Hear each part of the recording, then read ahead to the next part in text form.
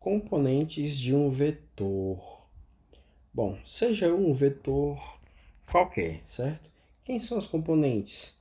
Essas componentes são projeções desse vetor, né, ao longo dos eixos coordenados, dos eixos x e y. Por exemplo, essa distânciazinha aqui,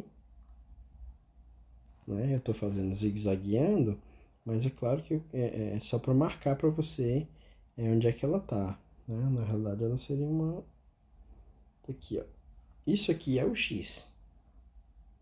Enquanto que isso aqui... Esse amarelo não está dando para ver direito, né? Deixa eu escolher outra cor. Isso aqui é o y, tá bom? São as projeções do eixo, do vetor sobre os eixos x e y, tá? Quem que é a magnitude, ou o módulo de U? A magnitude ou o módulo de U é o tamanho, é a distância daqui até aqui. Pelo teorema de Pitágoras, como a gente sabe que esses eixos são perpendiculares, né, a gente sabe que U ao quadrado, que é a distância daqui para cá, eu vou chamar de módulo de U, ou simplesmente U, tá?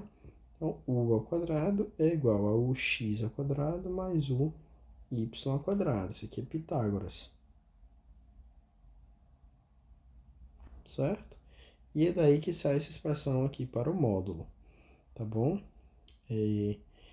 Outra definição interessante é um vetor unitário. Um vetor unitário é um vetor de módulo igual a 1. Certo?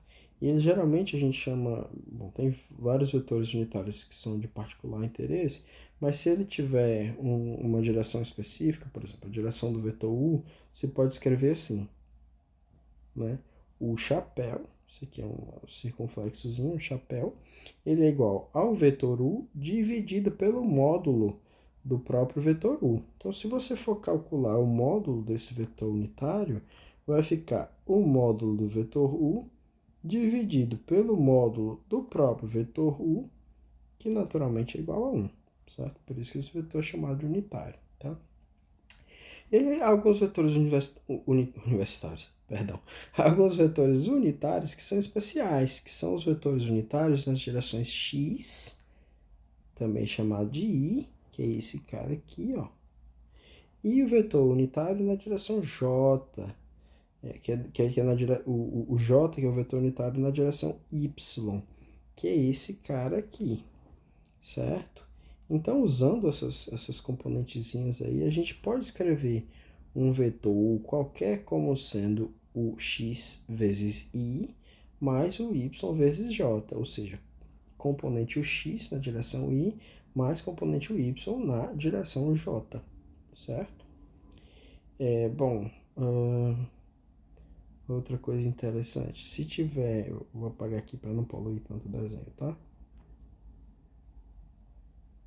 Se tiver um ângulo θ, né? Ou seja, se o ângulo entre o vetor U e o eixo do x for denotado por θ, se a gente chamar ele de θ, dá para ver que a componente x é simplesmente o módulo de U, né? Ou U vezes o cosseno de θ, e a componente y é módulo de U vezes o seno de θ, né? Então, esse cara aqui, né, que eu estou fazendo zigue-zagueando, mas na realidade, é claro que eu quero dizer isso aqui, né? Quem que é isso aqui? Bom, isso aqui é o y, que é igual a U seno de θ. E ao mesmo tempo, deixa eu escolher outra cor aqui, não tá fácil escolher uma cor, vou pegar essa aqui. Né? Essa componente aqui, ó, começa aqui na origem, termina aqui. Isso aqui é o nosso UX, que é simplesmente U vezes o cosseno de θ, certo? Então, se a gente souber quem é o θ e souber quem é o U, a gente consegue calcular as componentes x e y, beleza? E bom, e aí a gente, a partir dessas equações 11, né, essa e essa que formam as equações 11, elas nos permitem encontrar o ângulo θ em termos das componentes, o x e o y. Como? Ora, o cosseno de θ é o cateto oposto dividido pela hipotenusa. Ou seja, o cosseno de θ é o x dividido pelo módulo de u, que a gente já sabe que é raiz de o x ao quadrado mais o y ao quadrado. Da mesma forma, o seno de θ é o y dividido pelo módulo de u, que a gente já sabe que é o x ao quadrado mais o y ao quadrado, raiz disso tudo, né?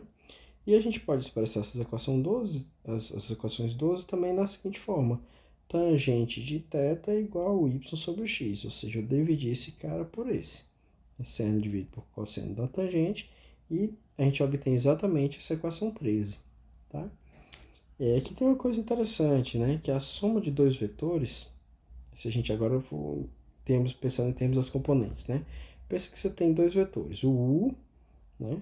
Que é o x na direção y mais o y na direção j, né? Tá aqui. E você tem o v. Quem que é o v? Não, né? Se é o vetor v, então isso aqui é vx e para cá tem o vyj, né? Então a gente pode somar esses dois vetores da seguinte forma, somando componente a componente, né? Então, se u é o x vezes i mais o y vezes j e v é vx vezes i mais o y vezes j, então o mais v é o x mais o y vezes i mais o y mais o y vezes j, né? Repetindo, o x mais o y vezes i mais o y... tem um erro. Não sabia que tinha uma coisa estranha. Isso aqui, naturalmente, é x, né? Aí, tem que somar os dois vetores. Então, é o x mais vx na direção y mais o y mais vy na direção j. Então, a gente consegue somar esses dois vetores, né? E, analogamente, a gente pode também multiplicar, né? Ou seja, um vetor por um número, por um escalar. Lambda vezes u, né, é igual a lambda, eu não escrevi aqui, mas podia ter escrito. Isso aqui é lambda vezes o x na direção y mais o y na direção j, né? Que aí agora eu faço a distributiva. Lambda vezes o x na direção y, lambda vezes o y na direção j, tá? Então a gente identifica a associação, o vetor u com esse par ordenado, né? E da mesma forma, u mais v pode ser associado ao par ordenado, o x mais vx, né? O y mais o y. E lambda vezes u pode ser associado ao par ordenado lambda o x, lambda o y, né? Mas para que a gente possa associar o par com o vetor, ou seja, para a gente voltar, é preciso que sejam dados os vetores unitários i e j, ou seja, é preciso especificar as direções dos eixos coordenados. E a partir disso aí, construir o vetor u e representar geometricamente. Então, o que é o mais importante, né, quando a gente está falando de vetores, é esse desenhozinho aqui, ó. Esse desenho aqui do vetor u. A gente pode pegar ele aqui, levar para cima, levar para baixo, do jeito que a gente quiser. Tá? A gente só precisa manter o módulo, a direção e o sentido. Isso na prática significa dizer que a gente pode mudar o sistema de coordenadas sem problemas. Tá? A gente pode inclusive girar o sistema de coordenadas, né? Eu tinha aqui o vetor u, né, nesse sistema com y e x, tá? Aí eu vou e faço uma rotação, eu passo para um sistema, né, com x' e y'. O vetor u continua começando no mesmo ponto, terminando no mesmo ponto. Ele pode até passar a ter coordenadas diferentes. Se antes as coordenadas eram o x e o y, e depois passaram a ser o x' e o y', beleza. Mas o nosso vetor continua começando nesse ponto. Perdão, ficou meio feinho, né? Deixa eu escrever de azul. O nosso vetor continua começando aqui e terminando bem aqui, como ele fazia antes. Quer dizer, a entidade geométrica, né, não mudou nada. Posso até ter mudado os valores das componentes, mas a geometria continua a mesma. Isso é importante porque a partir disso nós conseguimos escrever as leis da física independente dos sistemas de coordenadas. Então, mais na frente nós vamos ver força resultante igual a massa vezes a aceleração. Força é vetor, né? Eu preciso dizer com que intensidade eu apliquei aquela força, em que direção e em que sentido, tá?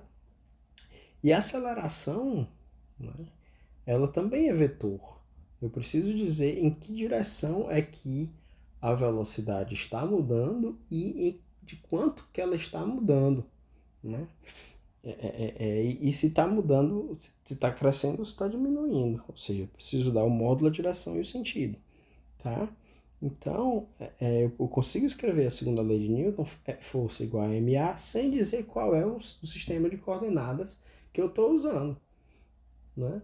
Então, qualquer sistema de coordenadas que eu pegar, em que eu escrever o F, ele vai ser igual ao ma naquele mesmo sistema de coordenadas. Por isso que vetores que são tão úteis na física, por isso que eles são tão empregados.